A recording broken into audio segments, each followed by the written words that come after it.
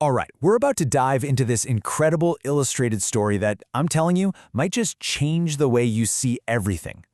It's really a modern-day parable, and it unpacks some huge ideas about our attention, our awareness, and maybe even the hidden systems that are shaping our lives every single day. So the story kicks off with this really powerful line. Some cages are comfortable. It sounds simple, right? Almost cozy. But there's this deeply unsettling feeling underneath it all, hinting at the comfortable little traps we might not even realize we're in. So, I want you to picture this.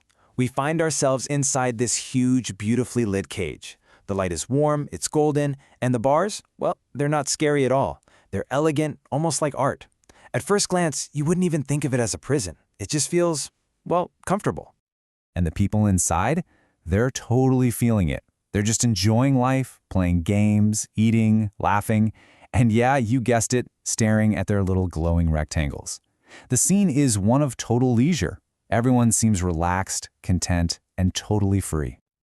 But then, something happens. It's not some big, threatening event. It's actually something really small and fast and kind of playful. A little squirrel just zips right across the floor. And just like that, one person jumps up, points, and screams, "Squirrel!" It's this sharp, sudden sound that just slices right through all the happy background noise. It's the first little crack in all that calm. And wow, the effect is immediate. Everything just stops. Cards drop, forks hang in midair, and every single person's focus just snaps in one direction. That one little shout, that one tiny distraction has completely captured every single person in the room. And get this, it's not just a one-off. It becomes this repeating cycle, this loop of activity. The squirrel runs, the person shouts again, and now the whole crowd is sucked in. They're pointing, they're laughing, they're even starting to argue about it. The noise gets louder, and the energy gets, well, chaotic. But here's where it gets really interesting. As the camera kind of pulls back, past all this noisy, distracted mess, we start to see something else lurking in the shadows. And when we do, the entire mood just shifts. What we see are these two massive machine-like creatures. But they're not angry or violent.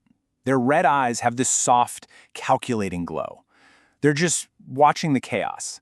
And in front of them are these floating diagrams of loops and flows, like they're analyzing and optimizing the whole situation. These are the systems. Okay, and this is the key moment. The person who first yelled "squirrel," for just a split second, they glance back at these machines. It's so fast you could almost miss it, but it's a look that totally suggests there's a connection here. Maybe this whole distraction isn't so random after all. But just as quickly, the moment's gone. Someone else yells "squirrel!" and everyone's attention snaps right back to the chaos.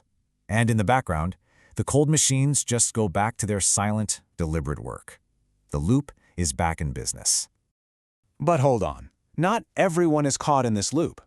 Over in another part of the cage, far away from all the noise, there's another group of people.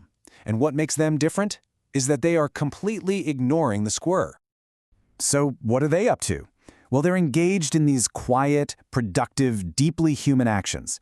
They're fixing what's broken. They're sharing what they have. They're building something new. Their actions are calm and purposeful, the complete opposite of all that frantic energy happening just a few feet away. Okay, so as you've probably figured out, this isn't just a cute story about a squirrel. It's a parable, and it brilliantly lays out three totally distinct states of being that exist inside this cage and, maybe in our own lives too. Let's break them down. First up, you've got the state of distraction.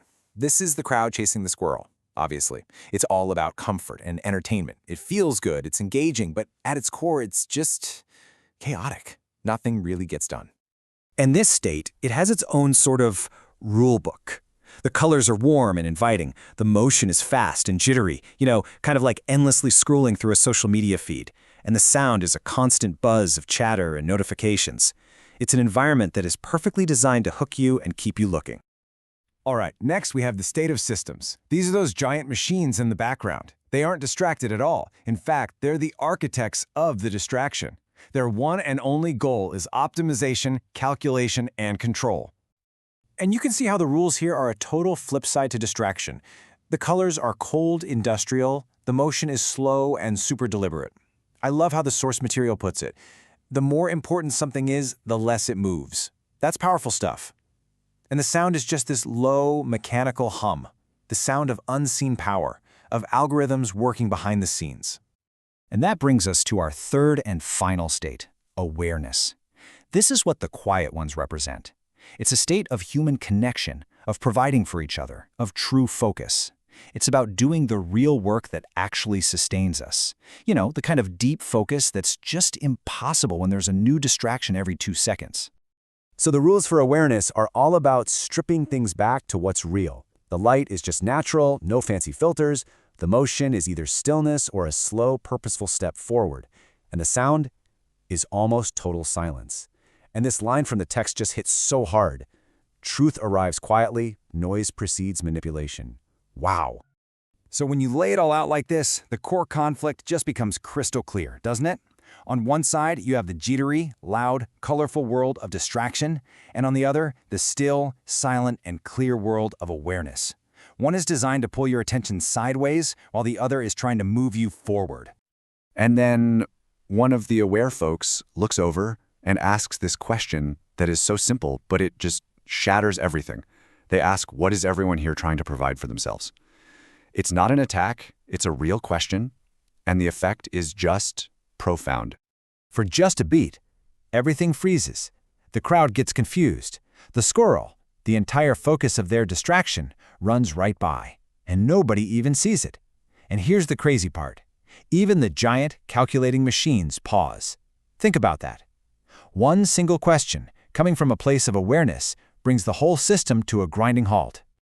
And that's where the story leaves us, with its title, Discovery Without End. We see the cage one last time, and we realize the door was right there, unlocked the whole time. The story doesn't give us the answer. It just shows us that seeing the cage, well, that's not the final step.